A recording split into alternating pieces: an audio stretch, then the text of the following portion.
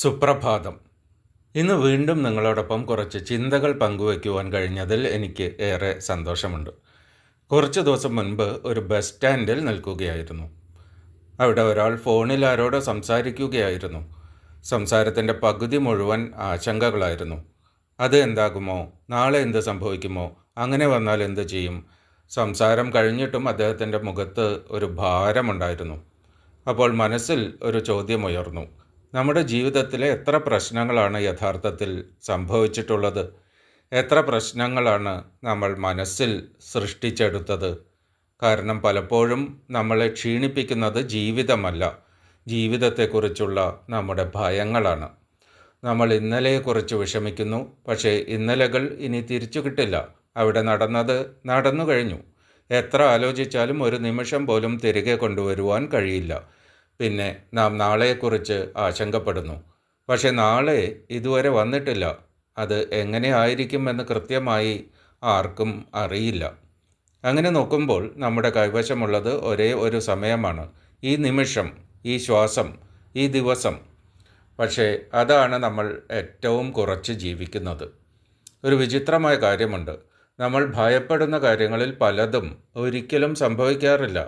സംഭവിക്കുന്ന കാര്യങ്ങളിൽ പലതും നമ്മൾ കരുതിയതിലും നന്നായി കൈകാര്യം ചെയ്യുകയും ചെയ്യും. എന്നിട്ടും മനസ്സ് മുൻകൂട്ടി യുദ്ധം തുടങ്ങും. ഇനിയും വരാത്ത നാളെയോട്, ഇനിയും സംഭവിക്കാത്ത പ്രശ്നങ്ങളോട്. അതിനിടയിൽ ഇന്ന് കടന്നു പോകും. ഇപ്പോഴുള്ള ഈ സമയവും ദേ കഴിഞ്ഞു പോകും. ജീവിതം നമ്മെ പഠിപ്പിക്കുന്ന ഒരു ലളിതമായ സത്യമുണ്ട്. നാളെ വരുമെങ്കിൽ അത് നേരിടുക തന്നെ ചെയ്യും. ഇതുവരെ ജീവിതത്തിൽ വന്ന എല്ലാ ദിവസങ്ങളെയും പോലെ ഒരുപാട് കാര്യങ്ങൾ നമുക്ക് ഇഷ്ടമില്ലാതെ സംഭവിച്ചിട്ടുണ്ട്. ഒരുപാട് സാഹചര്യങ്ങൾ പ്രതീക്ഷിക്കാതെ വന്നിട്ടുണ്ട്. എന്നിട്ടും നാം അതെല്ലാം കടന്നുപോയില്ലേ? അപ്പോൾ ഇനി വരാനിരിക്കുന്ന നാളെയും നമുക്ക് നേരിടാനാവും. അതുകൊണ്ട് ചിലപ്പോൾ മനസ്സിനോട് പറയണം, ടെൻഷനൊന്നുമില്ലെന്നേ, എന്തിനായി ടെൻഷൻ? ഇന്നലെകൾ ഇനി തിരിച്ചു കിട്ടില്ല. ഇപ്പോൾ ഉള്ള ഈ സമയവും കടന്നു പോകുകയാണ്. നാളെ എന്തായാലും വരുമ്പോൾ നേരിട്ട് തന്നെയേ പറ്റൂ.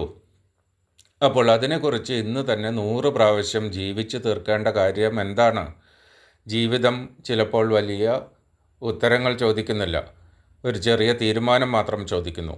ഇന്നലെയെ വിട്ടുകൊടുക്കുക, നാളെയെ വിശ്വസിക്കുക, ഇന്നിനെ ജീവിക്കുക.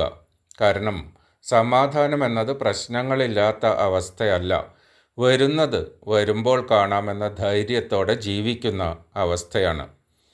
ഇന്നത്തെ ദിവസം വെറുതെ കടന്നു പോകുന്ന മറ്റൊരു ദിവസമാകാതെ നിങ്ങളുടെ ജീവിതത്തിൽ ഒരു ചെറിയ മാറ്റമെങ്കിലും സൃഷ്ടിക്കുന്ന ദിവസമാകട്ടെ. ഏറ്റവും ഫലപ്രദമായ ഒരു ദിനം നിങ്ങൾക്ക് ആശംസിക്കുന്നു. സുപ്രഭാതം. സന്തോഷത്തോടെ ഇരിക്കൂ, പ്രതീക്ഷയോടെ മുന്നോട്ട് പോകൂ. നാളെ വീണ്ടും ഒരു പുതിയ ചിന്തയുമായി മോർണിംഗ് മന്ത്രയിൽ കാണാം. നന്ദി.